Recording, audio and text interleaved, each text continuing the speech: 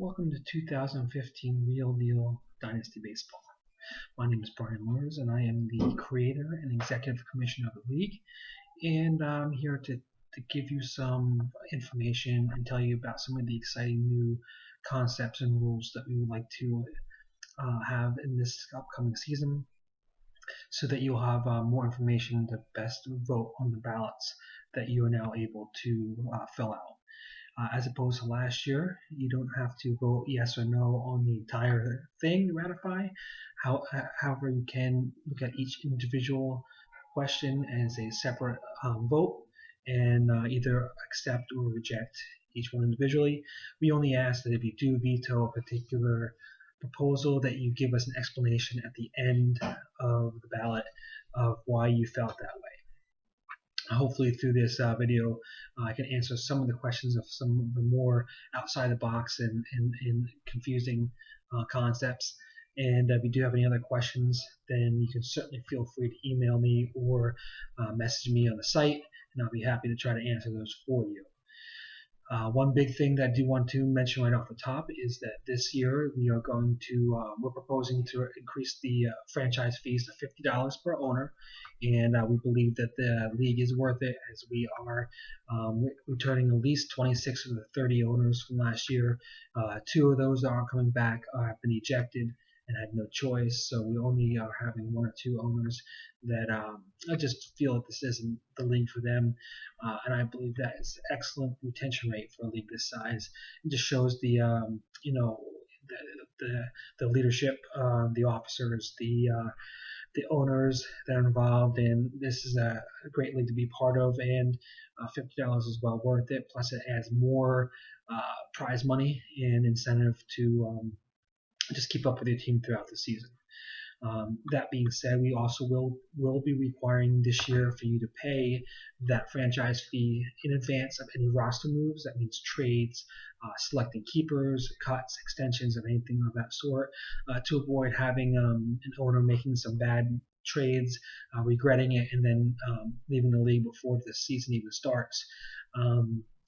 We had that happen last year, and we don't want that again, as that we believe takes away from the integrity of the overall league. So once the ballot is done, we are going to ask that you have these done within a week, and I'd like to have these ratified before Thanksgiving, so Thanksgiving weekend we can update the site so we can get this thing going. And last year during Thanksgiving weekend, we had tons and tons of trades. So I'd like to get this up and running ASAP to allow the those trading to continue as soon as people get their payments in. So with all that being said, you will be able to read the ballot and answer the questions yes or no. The code of conduct, if you're familiar with from football and basketball, is a requirement this year, and there's a link to that on the ballot if you have questions on what that all entails. Beyond that, a lot of the overall franchise ideas and roster management are very self-explanatory through the ballot, so I encourage you to read those and go ahead and vote yes or no on those type of things. What I want to focus on in this video is to give you some further insight on the reasoning behind our some of our scheduling proposals, as well as some of the playoff postseason proposals as well, because they're a little bit outside the box. So I'm going to move to that right now.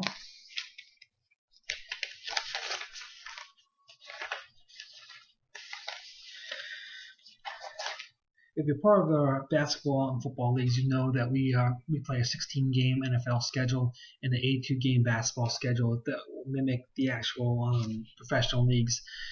162 games is a little bit excessive for fantasy without going to a strict daily scoring period, which may someday be the way we go. But for now, we still want to get the feel of kind of an everyday kind of mattering. And by doing that, we're going to propose a 93 game schedule. And the way we get that number is we are going to have a 48 game divisional schedule. You're going to play 30 games against the league teams from within the same league that are not in your division, and you're going to play 15 games against interleague opponents, which breaks down to 12 against each divisional team, and 6 against each league non-divisional team, and then 1 time you'll play each interleague team. That will give you a chance to play every team in the league, and so that should be a lot of fun. The way that schedule will work is when we play league teams, you're going to play a quadruple header, and you'll have 4 different box scores, but you'll have you'll have 1 score that will go up against all 4 teams. So if you happen to just miss your pitching, or you have a solid week and just not, instead of going up against a juggernaut one week, you can still pull off some wins. So at the end of the week, you might be 4-0, 3-1, 2-2, 1-3, 0-4. Gives you a chance to pick up multiple wins each week, and I think we'll kind of shake out the good teams from the bad teams, but give you a chance to compete each and every week. And so, and against the interleague and intraleague teams, you'll be actually playing 5 games each week. So basically, you'll be playing that division in its entirety each week. So hopefully that makes sense.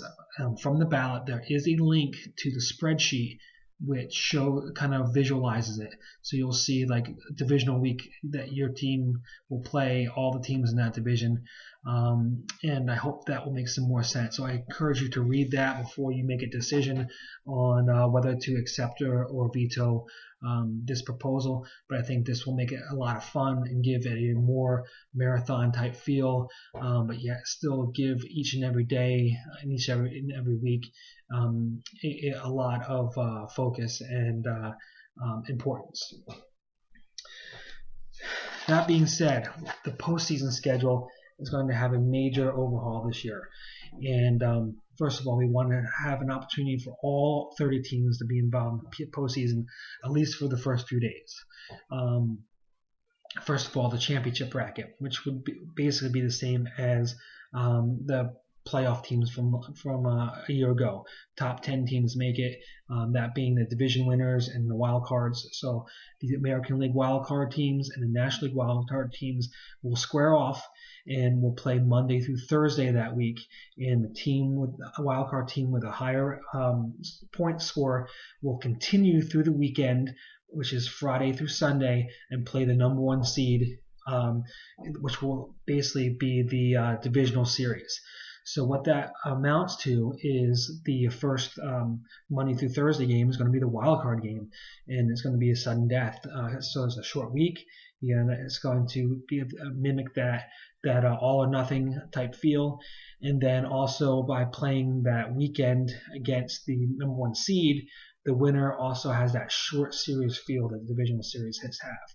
This allows us to get our 93 game schedule in, as well as have a full week for the league championship series and the 2 weeks for the World Series, which is what will shake out best for determining a champion.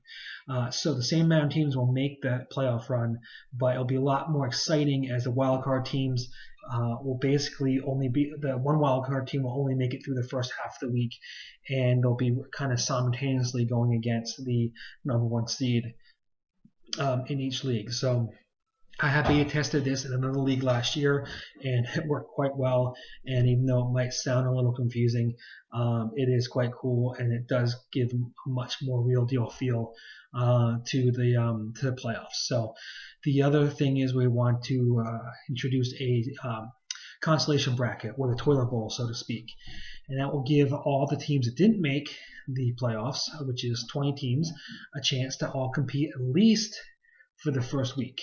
And what that will entail is this: the worst 4 teams will play the 11th seeded team, in other words, the team that just missed the playoffs, and and basically you'll be playing it simultaneously.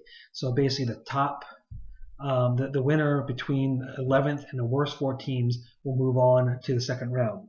And and then seeds 23 through 26 will play number 12. 19 through 22 will play 13, and 15 through 18 will play 14. This will make for a wild first week, as all but 4 teams will be eliminated, so we can move on to the second round at just as normal, with 4 teams left, and then the finals the same time as the World Series goes on.